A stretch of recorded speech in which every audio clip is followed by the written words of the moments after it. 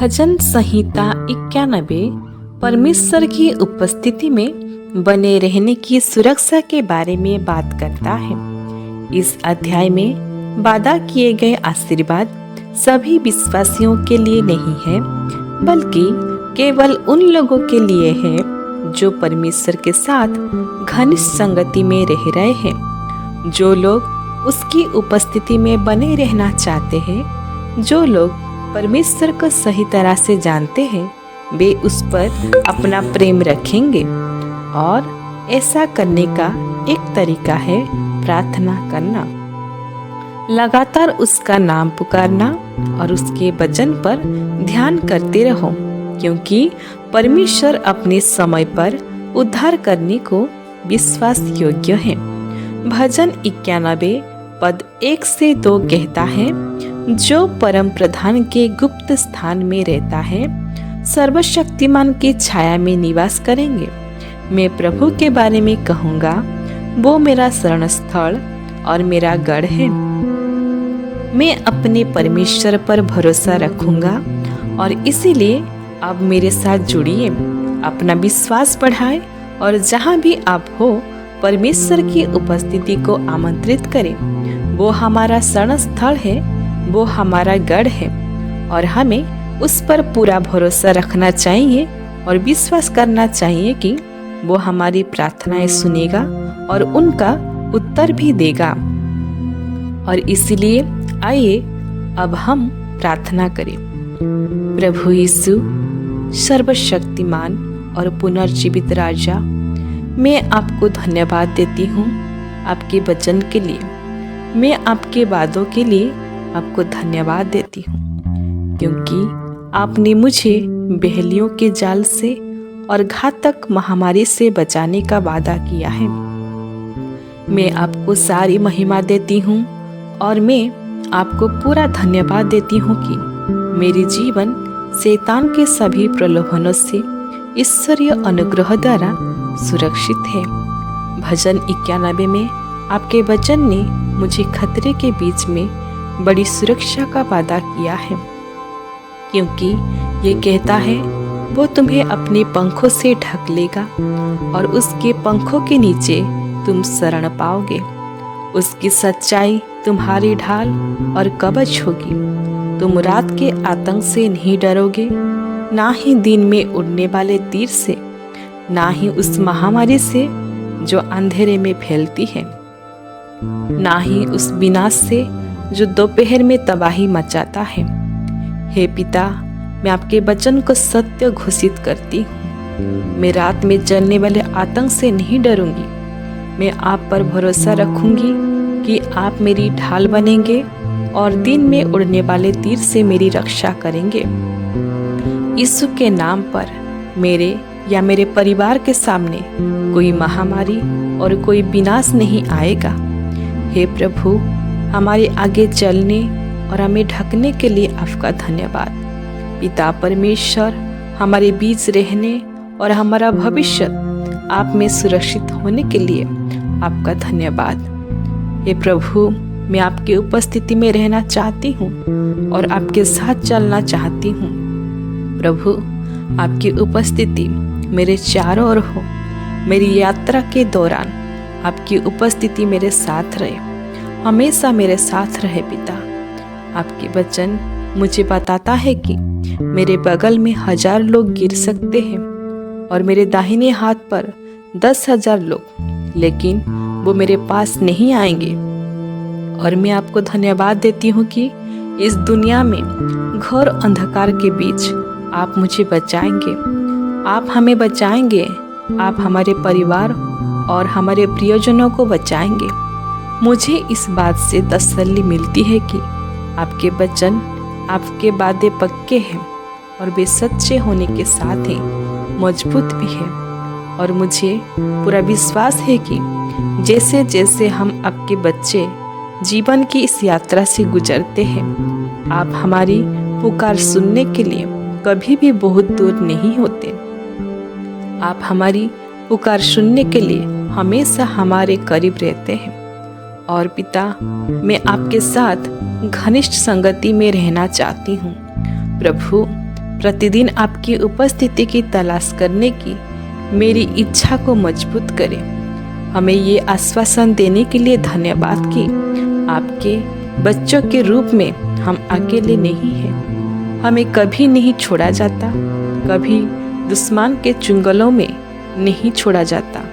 हे पिता, हम कभी भी अनिश्चितता में नहीं छोड़े जाते, क्योंकि आप अच्छे चरवाहे हैं।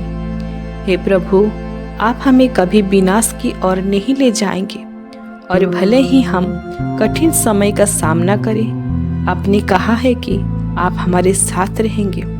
आप बचाने वाले ईश्वर हैं, एक शक्तिशाली ईश्वर जो उद्धार करता है और अंधकार में अपनी ज्योति चमकाता है। भजन 91:10 में आपका वचन कहता है, कोई भी बुराई आप पर नहीं पड़ेगी, ना ही कोई विपत्ति तुम्हारे पास आएगी, क्योंकि वो अपने स्वर्गदूतों को तुम्हारे ऊपर नियुक्त करेगा, ताकि वे तुम्हारे सभी कामों में तुम्हारी रक्षा करें।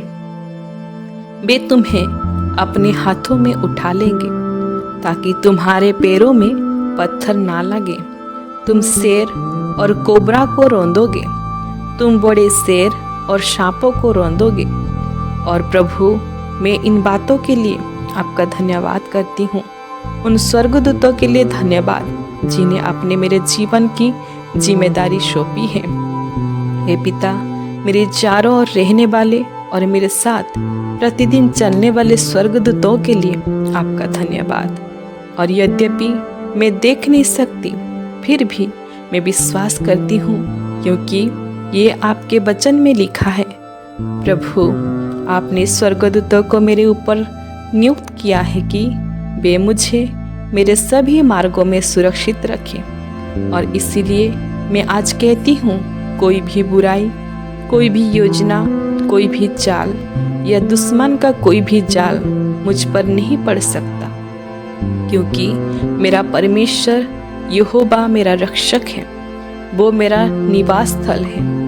मैं आज कहती हूँ कि कोई भी विपत्ति या आपदा मेरे घर को नहीं छू पाएगी, क्योंकि मैं परमेश्वर की उपस्थिति में रहती हूँ। ये वो जगह है जहाँ मैं रहना चाहती हूँ। ये वो जगह है जहाँ मैं रहना चाहती हूँ। और मैं अपना पूरा भरोसा आप पर रखती हूँ कि आप हमारी प्रार्थना सुनेंगे। पिता, यहाँ तक कि जो सुन रहा है उसके लिए भी मैं आपकी इच्छा के आगे पूरी तरह से समर्पित हूँ, क्योंकि मैं घोषणा करती हूँ कि आप और केवल आप पर निर्भर हूँ। यीशु, मैं खुद को आपकी संप्रभु, सुरक्षा और अधिपत्य के अधीन रखती हूँ। भजन 91 की पुस्तक में आपके शब्द मुझे आशा और सांत्वना देते हैं, और सुनने वाले सभी लोगों की सहमति से हम झुकते हैं और अपने विश्वास को ऊपर उठाते हैं, जैसे हम अपने सिर उठाते हैं और आपकी ओर देखते हैं, एक दयालु और प्रेम करने वाले परमेश्वर जो करुणा से भरे हुए हैं। आपकी अद्भुत कृपा के लिए धन्यवाद पिता। भजन 91 में आपका वचन कहता है, क्योंकि वो मुझसे प्रेम करता है। प्रभु कहते हैं, मैं उसे बचाऊंगा, मैं उसकी सुरक्षा करूंगा, क्योंकि वो मेरे नाम को स्वीकार करता है। वो मुझे पुकारेगा और मैं उत्तर दूंगा। मैं मुसीबतों में उसके साथ रहूंगा। मैं उसे छुड़ाऊंगा और उसका सम्मान करूंगा। मैं उसे दीर्घायु प्रदान करूंगा और उसे अपना उद्धार दिखाऊंगा। पिता, मैं इसे अपने जीवन का हिस्सा मानती हूँ। हाँ प्रभु, मैं आपको पुकारूंगी पिता, और हाँ, अपने उत्तर देने के वादा किया है। वास्तव में मुझे परेशानी का सामना करना पड़ सकता है, लेकिन आपने मुझे छुड़ाने का वादा किया है। इसीलिए मैं प्रार्थना करती हूँ प्रभु, मैं हमारे जीवन पर भय की आत्मा को फटकारता हूँ। एकमात्र आत्मा जिसका हम स्वागत करते हैं, एकमात्र आत्मा जिसे हम अपने घरों में आमंत्रित करते हैं, हमारे जीवन में और हमारे दिलों में पवित्र आत्मा है। एकमात्र उपस्थिति जिसे मैं अपने आसपास और अपने चारों ओर स्वीकार करती हूँ वो है ईश्वर की उपस्थिति। और इसीलिए अब भी मैं पवित्र आत्मा को पुकारती हूँ कि वो मेरे जीवन में मौजूद डर को जला दे, सभी असुरक्षाओं और निराशा की सभी भावनाओं को जला दे। मैं एक अभिषिक्त अग्नि के लिए प्रार्थना करती हूँ जो मुझे अंदर से शुद्ध करती है। पिता, मैं एक अभिषिक्त अग्नि के लिए प्रार्थना करती हूँ जो मुझे अंदर से बाहर तक शुद्ध करती है।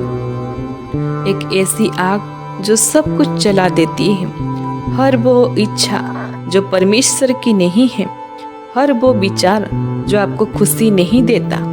हे पिता, उसे जला डाल।